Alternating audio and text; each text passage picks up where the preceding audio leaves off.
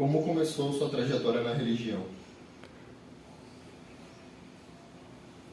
Eu era chamado pela minha esposa, porque eu tinha uma religião que não me respondia aos meus questionamentos.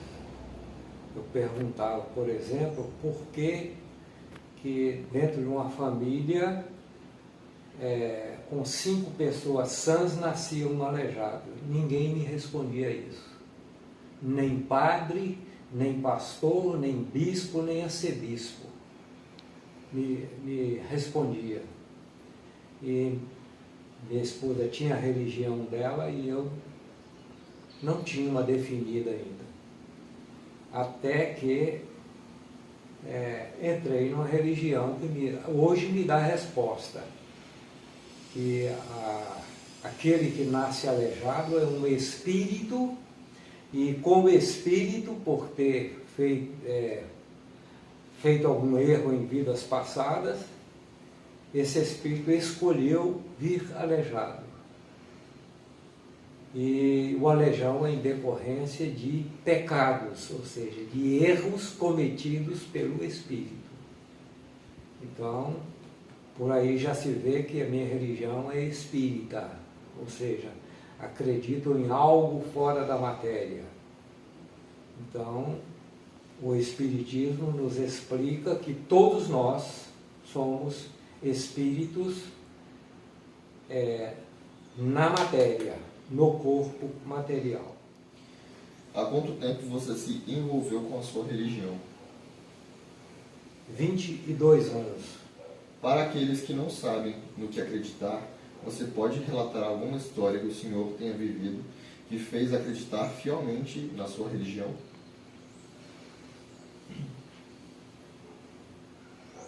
A minha religião é cristã. Ela fala da doutrina divulgada pelo Cristo. Cristo foi um homem que encarnou na Terra. Nós somos espíritos que reencarnamos na Terra já milhares de vezes. Ou seja, já fomos homens, já fomos mulheres. Jesus falava da vida eterna. E eu não entendia o que era a vida eterna. Na realidade, vida eterna significa que somos imortais. Que a vida eterna é o mundo espiritual, de onde viemos e para onde voltaremos. Então, reencarnar significa ter um outro corpo, sendo homem ou mulher, independe, que espírito não tem sexo. Então, eu conversei com um neto meu antes dele reencarnar. Ou seja, numa reunião espírita, um médium falava em Mauro: tua filha é que eu persigo. E eu não entendi. Quando me levantei e me enderecei ao médium, o espírito que falava através do médium explicou: tua filha me prejudicou. Hoje eu estou seguindo-a. Eu estou desencarnado e ela é encarnada. E persigo-a porque ela me prejudicou. E falou como ela tinha prejudicado. Eu falei para ele que todos aqueles que vão a uma reunião espírita, uma sessão de mediunidade, tende a reencarnar o mais rápido possível, e possivelmente junto com a pessoa que tem ódio, que não gosta, e que ele possivelmente reencarnaria junto com a minha filha. Aí ele confessa para mim que não aceitaria isso de jeito nenhum. Porém, a espiritualidade na reunião mediúnica mostra para ele, retirando do inconsciente dele, da memória profunda dele, a a informação de que ele foi pai dela em vidas passadas. E ele tinha prejudicado, então estava virando uma bola de neve. Ela tinha prejudicado ele em vidas passadas e ele agora estava prejudicando ela nesta vida, né? Então, mostrando para ele esses erros e a bola de neve que está virando, um perseguindo o outro durante as vidas sucessivas. Então, ele cai em si e realmente acha que vai reencarnar. Quando a minha filha engravidou, ela perseguia esse espírito em vidas passadas e ele perseguia agora. Esse menino, que é meu neto, ele sorriu para mim quando me viu, estava dormindo, sorriu para mim e dormiu de novo. Isso demonstrou para mim que realmente era ele que estava reencarnando na minha família. Então eu acredito na minha religião por isso. Como os médiums atuam na religião? Os médiums, a palavra médium significa intermediário entre o mundo físico, o mundo da carne, e o mundo espiritual, o mundo que nós não vemos. Os médiuns veem espíritos nos ouvindo, veem espíritos nos influenciando a fazer o mal ou a fazer o bem. Por isso que nós, quando emitimos um pensamento, o pensamento, se negativo, atrai espíritos negativos. Se positivo, atrai bons espíritos, espíritos positivos. Por isso que é através do pensamento que nós temos que zelar pelo nosso céu ou pelo nosso inferno.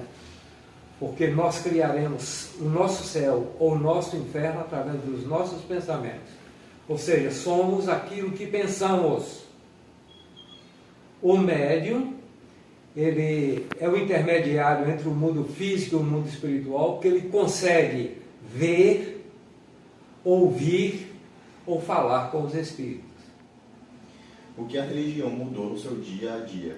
Você percebeu algum tipo de preconceito presente quando se tratava da sua religião? O preconceito, ele é necessário. Preconceito significa um conceito anterior.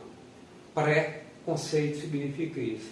Nós sempre emitimos um conceito, ou seja, temos sempre um preconceito diante de um comportamento, diante de uma palavra falada, diante sempre de alguma coisa a gente demonstra o nosso conceito, o nosso entendimento. Então, preconceito sempre vai existir. Esse preconceito não pode ser negativo. Tive muitos preconceitos, ou seja, muita gente falando, não vá para isso aí é do diabo, é do demônio. Quando na realidade, na minha religião só se fala em Deus, Jesus, no amor e na caridade.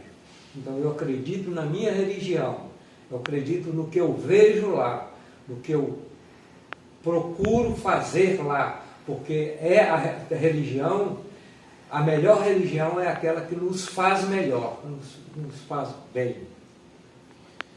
Qual a experiência mais marcante que você passou na religião? A mais marcante foi essa, de ter conversado com o meu neto antes dele nascer. Mas muitas outras. Por exemplo, antes da pandemia, um espírito falou através de uma médium, começou com uma música que eu conhecia, a música, e essa música era de uma cantora que eu estimei, que eu ouvia e minha esposa ouvia. Então, ela relatando que iria reencarnar, mas que estava preocupada, porque ela faliu na encarnação passada dela. E eu me lembrei da música e falei, você é fulana? Ela respondeu, sim, sou fulana. Eu falei, não se preocupe, você vai escolher a sua mãe, você vai escolher o seu pai. E pode ser pessoas que você já prejudicou em vidas passadas, ou você amou muito em vidas passadas. Pessoas da sua família. Então, eles já foram orientados no mundo espiritual, através de sonhos, ou através de encontros no mundo espiritual. Então, eles vão te ajudar. Então, o que você tem que pedir a Deus é que te fortaleça, e esses pais vão te ajudar, e você tem que se ajudar também, porque você tem que aprender a se amar. Todo aquele que aprende a se amar consegue uma encarnação que seja de vitória e não de derrota. Essa cantora era Elis Regina, que já deve ter reencarnado.